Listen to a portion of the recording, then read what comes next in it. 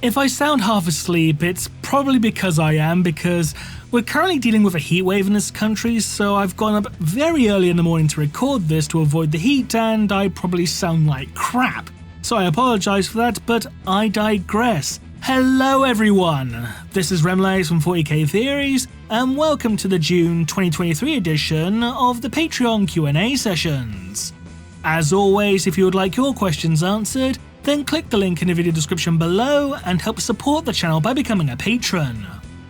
Now, let's jump into the questions before I melt from the heat. I know I'm complaining, I don't care.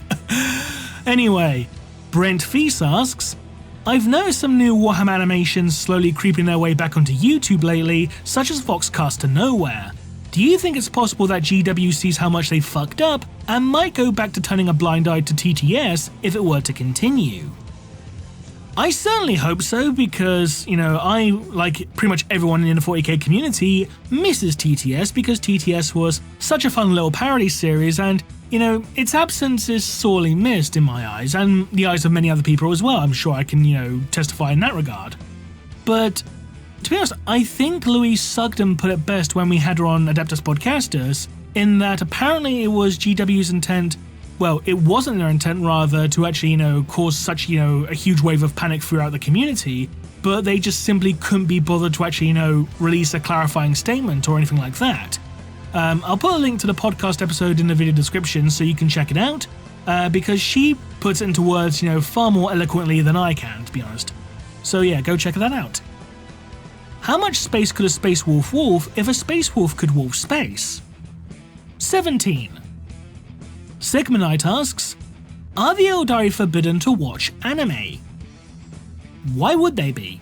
I mean, they'd probably view it as being beneath them given their haughty attitude, but no, they're not explicitly forbidden, no. Pentadeuce asks, do the Drukhari realise that what they are doing is ultimately empowering Slaanesh?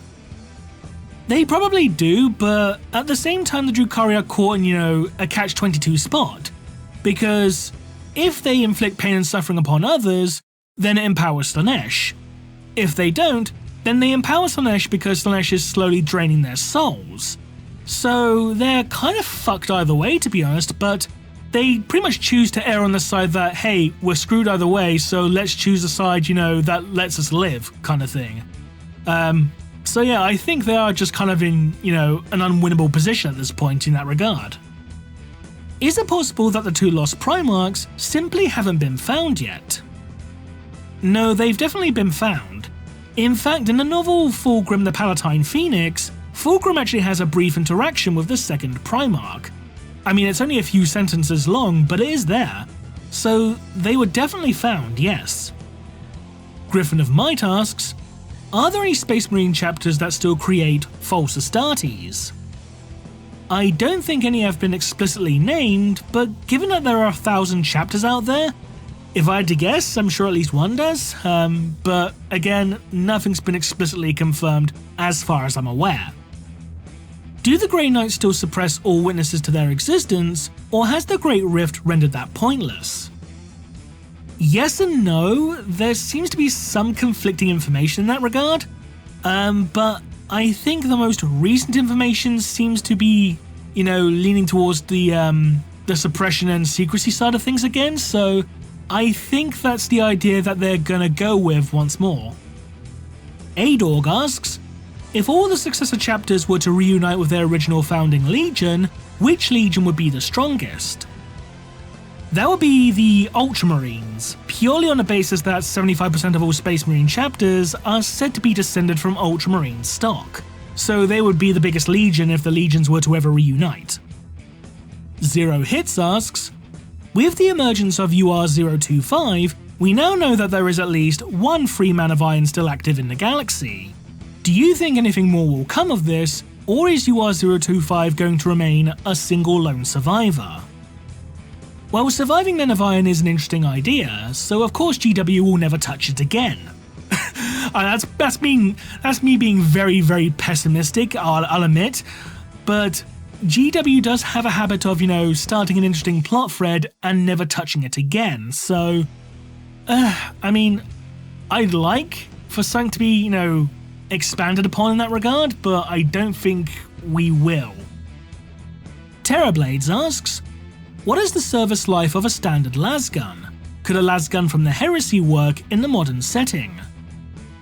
If it was of sufficiently high quality construction and properly maintained, yeah, I could see it still working, considering that Great Crusade era tech was said to be, of better quality than it is today, so if it was properly maintained, and of, decent enough construction, yeah, I'd say so, yeah.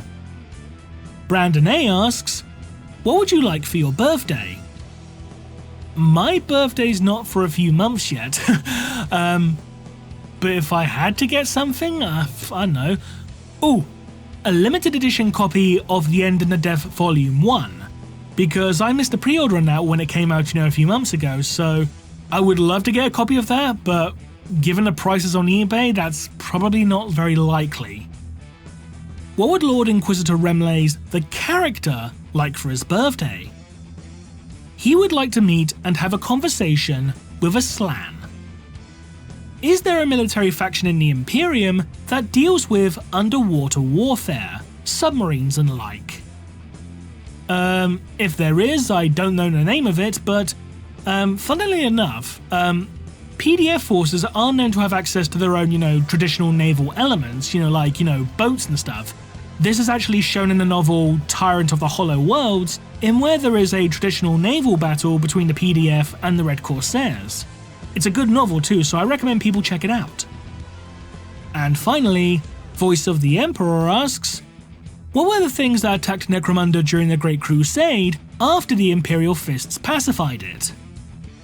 I actually have a video on that very topic, so go check that out. And that concludes this edition of the Patreon Q&A sessions. As always, if you would like your questions answered, then click the link in the video description below and help support the channel by becoming a patron. Until next time, this has been Remlays from 40k Theories, and I'm melting from the heat already. It should not be this warm this early in the morning, god damn it! But anyway, I'll see you again next time. Bye bye.